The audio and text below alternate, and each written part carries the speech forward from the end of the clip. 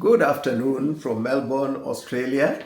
We have just come from church, and the pastor who was preaching from the book of Ephesians 1 was explaining how the vertical relationship affects the horizontal. That when our relationship with God is good, it should affect how we relate with others. And I just thought regarding the issue of Kenya, because we've got a big percentage of believers, why is it that our Christianity is not affecting the way we relate with others? Why is our government, for example, still very corrupt? Why is it that we have a very big percentage of single mothers? What is wrong with our Christianity? You remember, I've been looking at 4 to 5 million single mothers in the nation of Kenya, and a number of issues have been raised, a lot of good feedback, and I want to read some of it. In regard to the issue of marriage, Kathy from Belgium said, "Your boldness in marrying Carol Young and her testimony makes taboo issues digestible for Africans." Mombi said, "Many in diaspora are desperate, but red flags appear early. Men lack understanding of covenant marriage." Thank you, by the way, for all the feedback I've received. Vicky says, and she's in UK and Kenya, "Not all women marry whites for money. She prayed for love, not wealth, and God answered." Sal says her dream is a man who loves God above all, because everything else flows from that. Mwega says it's not that Aussies reject Africans, but exposure is limited. Africans are even preferred in offshore recruitment today. Empress says, "On the ground, even married men are involved in Pango Akando. Stats don't capture the whole truth." So these are some of the many feedbacks that we received. In regard to single mother crisis, Precious Jewel says, "Men are no longer responsible.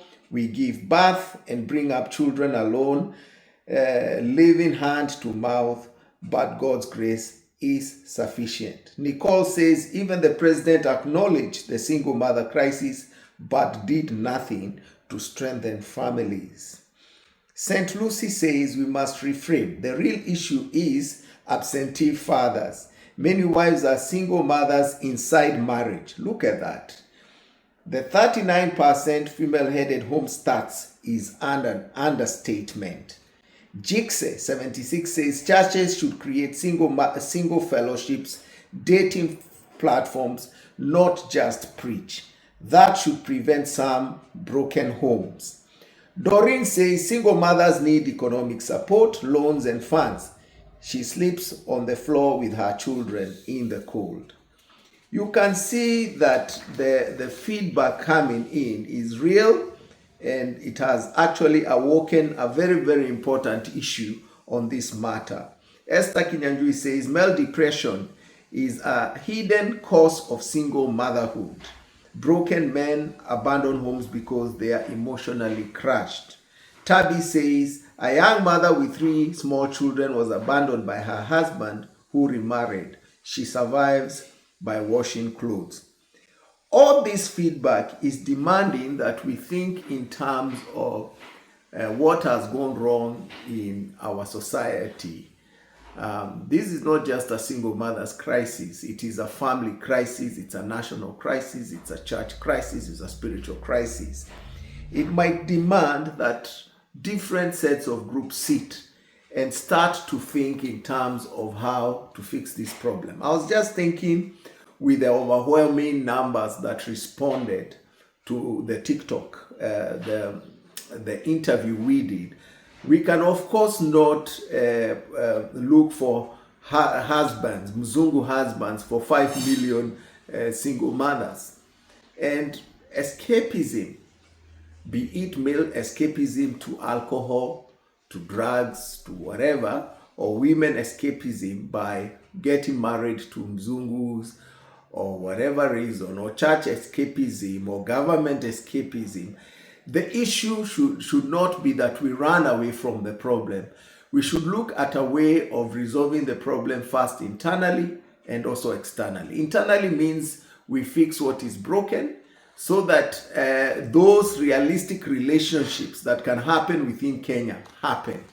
Of course, if there is need for some of our Kenyan single mothers being married outside, that's all good. But realistically, we cannot fix this problem by running away from Kenya. There must be a way of us looking at what has created this problem so that we begin to fix it. So this is a call to government that it needs to look into this situation. It's a call to the church. We need the church to stop hiding behind the facade that all is good in marriage. Watu wamesema soko ni chafu, kugongewa ni constant. These are statements you hear among the Kenyan people, that soko ni chafu, kugongewa ni constant. This is pointing to the need of fixing some things. So I think out of the analysis of the feedback, the crisis is both male and female. Breakdown is systemic. Single mothers are both victims and survivors. And there is a prophetic opportunity to restore fatherhood, to empower women economically, to reform church teaching, and to push government to strengthen family policies. God bless you. You have a good Sunday. This is Simon Kariuki coming to you from Melbourne, Australia. Bye.